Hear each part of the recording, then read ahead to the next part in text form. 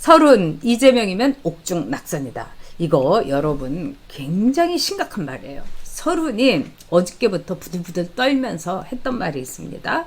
요점은 딱 세 가지예요. 첫째, 내가 아주 믿을 만한 확실한 사람들한테 제보를 받았다. 그런데 대장동 게이트는 이재명 게이트다. 그리고 김만배가 얘기했던 그분은 이재명이다. 이렇게 얘기한 겁니다. 그리고 두 번째, 이재명을 우리가 후보로 이렇게 내세우면은 이재명 구속된다. 이재명 구속되면은 우리 당은 초토화 된다. 이렇게 얘기한 거예요. 그리고 이재명이 구속돼 갖고 여러분, 제가 제목을 붙였습니다만 옥중 당선될 리가 있겠습니까, 여러분? 옥중낙선이죠. 완벽한 옥중낙선입니다. 그리고 서른이 이런 얘기도 했어요. 이재명이라는 후보를 내세우는 것은 정말 민주당으로서는 용납할 수가 없다. 그리고 송영길이가 결선 투표 가야 된다. 이재명 우리가 도저히 인정할 수 없다. 이러니까 그럼 뭐 당신들 쿠데타 뭐 이렇게 하는데, 그런 송영길이야말로 정말 반민주 세력이다. 이러면서 막 그냥 나이프, 장칼, 뭐 권총 마구마구 쏘아대고 있습니다. 그리고 세 번째는요, 정신병원의 문제를 얘기했어요. 자, 형님을 정신병원에 집어넣은 거. 여기서 이 대장동 일타 강사 원희룡이 정말 이 중요한 점을 하나를 짚어줬습니다. 이재선 씨가 유동규 조심해라. 그 다음에 대장동 개발에 대해서 제일 먼저 알고 이거 문제 있다고 제기를 했는데, 그 이재선 씨 형님에 대해서 뭐 행정적으로 뭐 로비를 하려고 하고 이러면서 완전히 뒤집어 씌워가지고 그런 이재선 씨를 정신병원까지 집어넣었다. 그러면서 이 대장동 일타 강사 얘기로는 이거 굉장히 이재선 씨는 깔끔한 분이었다. 그런 점에서 사악한 동생에게 음모를 당한, 무슨 제가 볼 때도 무슨 비극의 주인공 같은 그런 거였죠. 그런데 서른이 이런 얘기도 합니다. 또 다른 정신병원에 입원당한 사람도 있다. 뭐 김사랑 씨 이야기일 수도 있고. 그런데 문제는 이제까지 민주당에서는요, 이런 거를 다 무시했습니다, 여러분. 그리고 이재명에 대해서 뭐 그래도 우리가 한 팀인데, 유승민 같지가 않으니까 한 팀인데, 여기에 대해서는 입 딱 씻고 있었던 거예요. 그리고 오히려 이낙연 캠프에서 이재명의 이런 문제점을 그동안 막 얘기를 몇 번 했더니 여론이 안 좋았던 거예요. 응? 그래서 네거티브를 하면 오히려 표를 잃는다. 이런 생각을 그 쫄보 이낙연이가 해가지고 쉬쉬쉬쉬쉬쉬쉬쉬 엄중하게 보겠습니다. 제가 승리할 것입니다. 이러다가 이 꼬라지가 난 거죠. 이재명이라는 정말 희대의 사기꾼의, 시대의 정말 빌런, 슈퍼 악당을 만났으면은 거기에 맞게 싸워가지고 민주당에서 정리를 해야 되는데, 참으로 유감인 것은 민주당이 최악의 정말 추악한 후보를 뽑아가지고 대선 후보로 밀어넣은 겁니다. 이거는 제가 여러분께 여러 차례 말씀드렸지만 민주당의 추악함이 반영된 겁니다. 민주당의 초조함, 불안, 공포, 이게 반영된 거예요. 4월 7일 때 본 거죠. 아이고 무서워라. 다시는 그런 일 당하고 싶지 않아. 그리고 이번에 대선에서 그런 일을 당하고 나면은 우리 좌파들은 영원히 집권 못하리. 그대 다시는 고향에 돌아가지 못하리. 이런 자각이 있었기 때문에 정말 어떻게 보면은 이성을 잃고, 야, 악마에게 내 영혼을 팔아도 좋다. 악마에게 내 당심을 팔아도 좋다. 민주당, 민주화를 위해서 싸워온 우리 당, 됐어. 그런 거 이제 개가 줘도 안 먹어. 그리고 언제적 얘기야. 막 이렇게 생각을 하면서 자기네들의 전통, 나름대로 자기네들이 갖고 있는 장점을 갖다 버린 거예요. 이재명이 무슨 민주화 운동을 했습니까? 민주화에다가 숟가락 얹고 싶었지만은 인권 변호사로서도 숟가락을 얹지 못한 게 이재명 아니겠습니까? 그런 점에서 민주당이 가장 추악한 모습으로 최악의 후보를 뽑은 거죠. 그래서 서로는 이렇게 얘기합니다. 이재명은 본선에서 무조건 진다. 그리고 본선 들어가기 전에 구속될 가능성이 높다. 그러면서 구속될 가능성이 높다. 구속될 가능성이 높다. 이렇게만 말할게요. 구속될 가능성이 굉장히 높다. 이렇게 얘기를 한 겁니다. 그러면서 서로는 이재명이 대장동 게이트에 연루됐다는 이재명 게이트라는 얘기를 최소한 3명에게 들었다. 근데 그 3명이 매우 구체적이고 그 다음에 신빙성이 있는 제보자였다. 이렇게 이야기를 하더라고요. 그래서 서로는 굉장히 자신이 있는 거죠. 여러분들 기억하시겠지만 저는 나이가 있기 때문에 기억합니다만 서른이 바로 이른바 병풍 비리 이거를 꾸며내가지고 온 세상을 휘둘러서 이해창 후보를 떨어뜨린 장본인입니다. 그리고 김대엽하고 같이 2인 삼각으로 뛰었던 게 서른이에요. 진짜 용서 못하죠.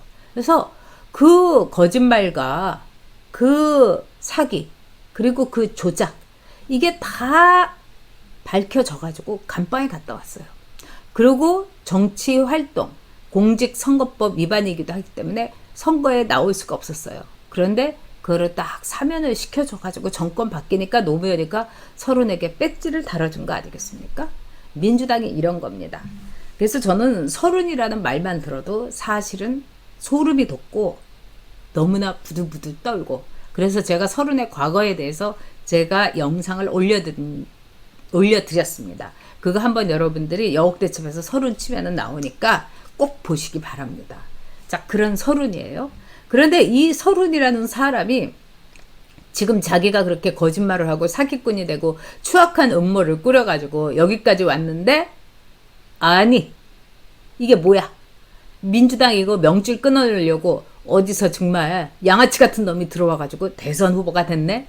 이러면서 기가 막힌 거죠. 자, 지금요 이낙연은 침묵 중이에요.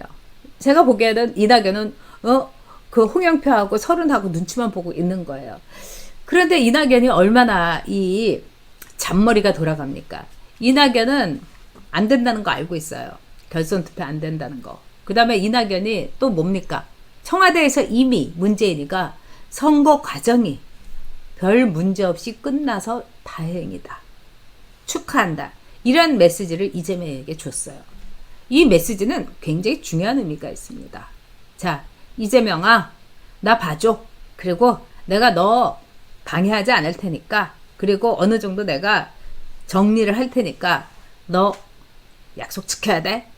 이렇게 볼 수 있는 거죠.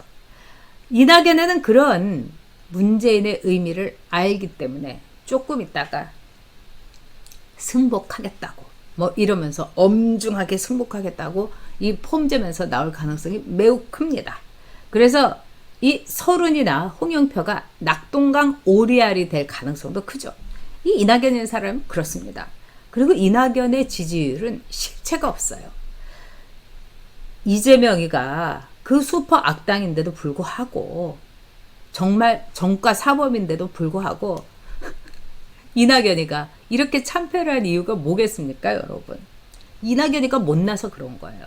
그리고 이낙연이의 지지율이라는 거는 문재인을 위해서 국무총리를 할 때 국회에서 야당 의원들 우세하고 야당 의원들 놀리고 그 가벼운 말장난 이거 가지고 인기가 팍 올라가서 대선 후보 지지율 49% 뭐 50%까지 갔지 않았습니까? 근데 이게 모래성이었던 거예요. 신기루였던 거예요. 허산이었던 겁니다. 컨텐츠가 없는 인간이에요. 그리고 제가 도쿄 특파원일 때도 3년을 같이 있었지만은 정말 일본 노래만 맨날 연습하고 그때는 워크맨이 있었어요. 그래서 이렇게 이 헤드폰 이렇게 끼고서 헤드 이어폰 끼고서 일본 노래 연습하고 일본 노래 무지무지 잘 불러요. 네. 그러면서 뭐 반일이 어쩌고 저쩌고 하는데 에휴 진짜 제가 그런 생각이 들었어요. 근데 이 이재명이라는 사람은 초악당이고 그 다음에 자기 힘으로 그냥 밑바닥부터 그냥 올라온 독종이죠. 그러니까 이 독종 앞에서 윗사람한테 막 계속 이렇게 비비면서 살아온 이낙연은 게임이 안 되는 겁니다, 여러분. 그 정모라고 민주당의 대표였던 분이 있었을 때 이낙연이가 비서실장이었어요. 그래서 사람들이 이낙연이가 매끄럽고 뭐 화술도 좋고 뭐 이러면서 일 잘할 거라고 생각을 했는데 그 정 대표라는 사람이 이랬다는 거 아닙니까? 아니 어떻게 그런 사람을 나한테 추천했어? 아니 뭘 얘기를 하면 자기 의견이 없어. 자기 의견이 딱 뭐 올리고 나서 어떻게 할까요? 자기 의견이 없다는 거야. 그러니까 도움을 받을 수가 없었다. 아니 비서실장이면은 의논도 하고 뭐 이건 이런 거니까 저쪽으로 가야 되고 여기서는 돌아가야 됩니다. 뭐 이 말씀은 절대로 하시면 안 됩니다라든가 이렇게 해야 되는데 이낙연은 처분만. 그러고 나서 밑에 있는 사람은 아주 잔인하게 술자리에서조차도 갈봤죠. 그러니까 이런 이낙연이 얼마나 허수였다는 겁니까? 그래서 민주당의 실책은 이낙연이라는 매우 허술한 후보에다가 그 다음에 정과 사범에다가 나쁜 짓이라는 나쁜 짓은 다 해본 정말 마을의 양아치. 그러니까 이 그 구역을 사람들한테 돌아다니면서 그동안에 세금 많이 냈죠? 내가 이 구역을 접수해가지고 내가 세금 안 내게 해줄게요. 이러니까 그 민주당에 있는 사람들이 진짜요? 이러면서 이재명이를 뽑은 거하고 저는 똑같다. 이렇게 봅니다. 근데 설훈, 이재명이면 옥중 당선이다. 여러분 설훈이라는 사람이 이렇게 생겼어요. 자 그러면서 이낙연이는 또 뒤에 있고 설훈이 꼭 이낙연이는 이렇게 뒤에서 눈치만 보고 있는 겁니다. 그래서 설훈이 이렇게 악악 되면서 구속 가능성 굉장히 높다. 이재명 본선 가서는 지고 남는다. 뭐 이렇게 얘기를 한 거죠. 그리고 대장동에 아주 신뢰 있는 제보자들을 최소한 3명을 만났는데 정말 이재명이가 확실하게 그분이다. 이제 이렇게 얘기를 한 겁니다. 그러니까 또 김남국이가 오늘 설훈을 공격하면서 이 냄새만 피우고 몇 달째냐. 뭐 국회의원 품위에 어긋난다. 뭐 이런 이야기를 했다는 거 아닙니까? 얘네들은 품위 같은 거 언제부터 다 따졌죠? 더구나 남국이가 와 역시 놀랍다. 이런 얘기밖에 할 수가 없네요. 설훈, 이재명 구속된다. 굉장히 그 가능성이 높다고 했습니다.